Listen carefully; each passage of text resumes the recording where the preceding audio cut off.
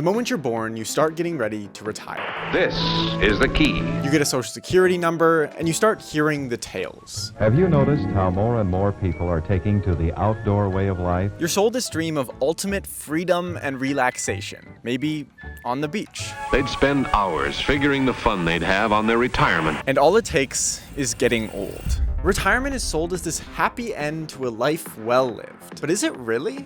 For millennia, humans worked until they died, and then they didn't. This is a story of how the world was convinced to stop working and why some people are changing their mind.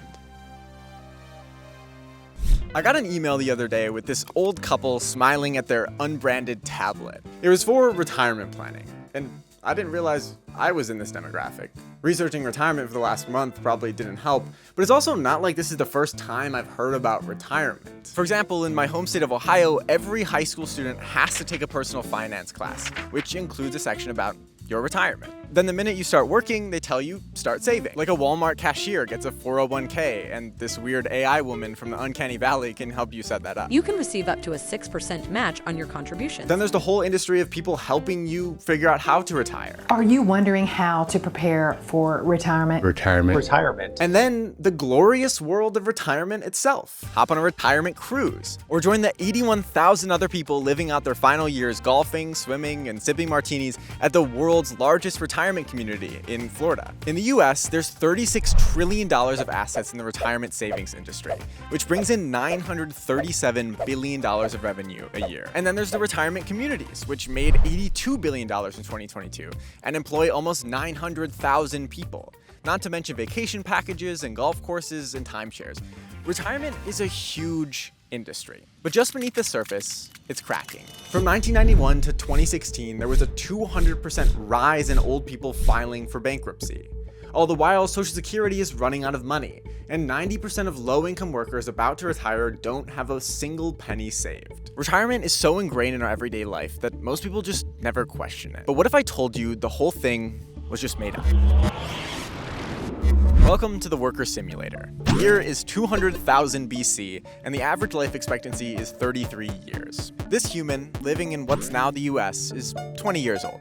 So they have roughly 10 more years until retirement. And by retirement, I mean death. Before the last 200 years, humans pretty much worked until they died. And that was because work was simply the act of survival. In 1880, just 3.4% of Americans are 65 or older, and 78% of men in that age group are still working. But across the world, in Germany, something else is happening. This is our Arbeiter. He's young, healthy, and ready to work, but nobody will hire him. So there's this political party that comes around to him and says, we're a bunch of workers who just want better conditions. We'll fight for you. It's the Socialist Party. He's like, all right, that sounds great. But the Chancellor of Germany, Otto von Bismarck, has other plans. He hates the socialists.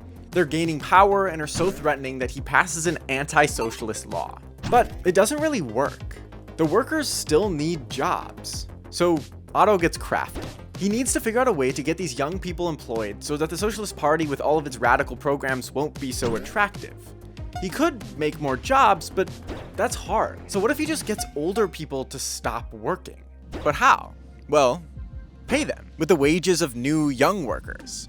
People are like, dude, this is socialism. But Otto is just like, no. So in 1881, Otto von Bismarck invents retirement as we know it. If you're 70 years old, you can stop working and the government will pay you. Back in America, though, we're not quite there yet. But our worker is getting old and slowing down a bit. He should get out of here.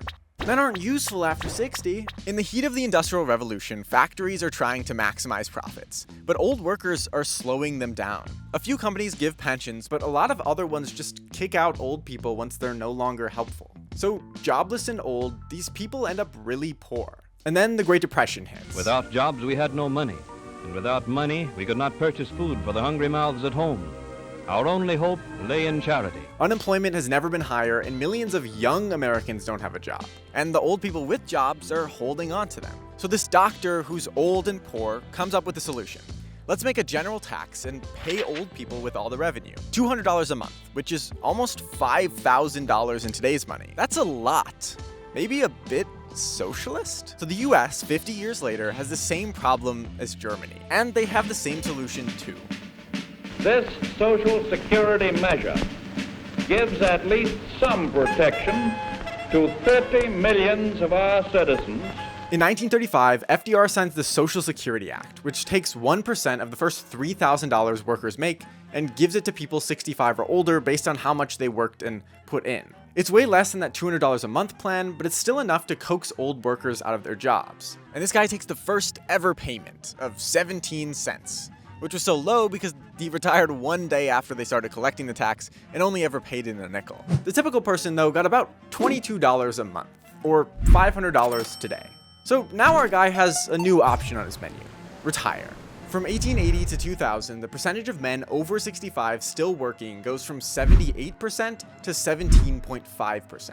Everyone's retiring. At the same time, people start living longer than ever before, leading to an influx of old people. Today, 17% of Americans are over 65, and almost all of them are getting Social Security. But there's a problem. Despite being sold as a system that you pay into, Social Security never actually saved for the old people. The entire program is reliant on a continuous batch of young workers to keep it going. Maybe ever so slightly Ponzi scheme-ish? And there aren't enough workers. In 1940, there were 42 workers per retiree who was getting money from Social Security. But now, there are 3. Also, despite being an old system now, people are kind of bad at retiring. They don't save enough money, and basically all of the brunt is on individual workers rather than the companies. For example, for years, United Airlines sponsored a pension for its retired workers, paying out every month, until it went bankrupt.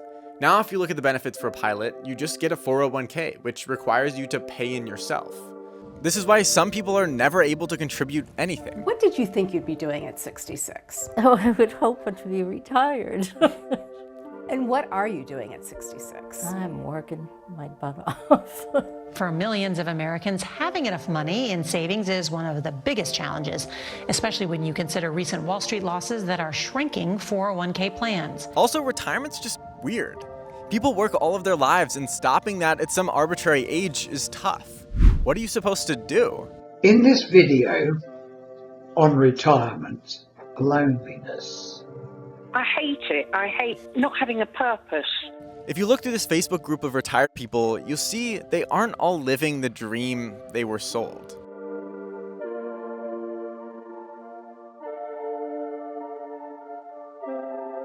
In a very interesting reversal, in the last 20 years, old people have started going back to work. By 2032, the Bureau of Labor Statistics predicts 30% of Americans 65 to 74 will be working, a 50% increase from 2000.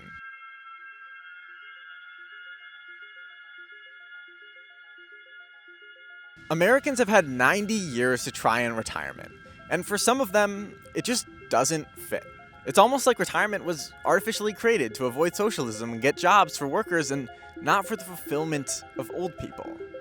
And people are realizing that. A lot of people don't want a break. They just want purpose. And with all of the savings some old people have, retirement is the perfect opportunity to freely figure out what does that for them. And for some people, that's just going back to work. And squeeze all the juice out of retirement. You probably woke up to read Morning Brew.